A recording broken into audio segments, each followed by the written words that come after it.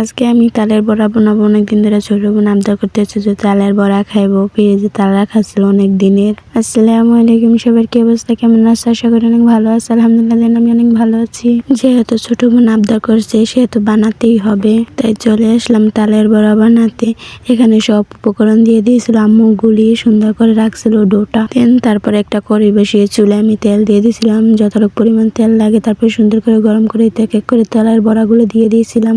এই তালের বড়াগুলো খুব খেতেও মজা ছিল আর খুব সুন্দর হয়েছে, একদম পারফেক্ট একটা তালের বড়া হয়েছিল। আর জীবনে ফার্স্ট তালের বড়া ভাজছিলাম, তারপরে এত সুন্দর হয়েছে আমি কখনো ভাবতেও পারিনি।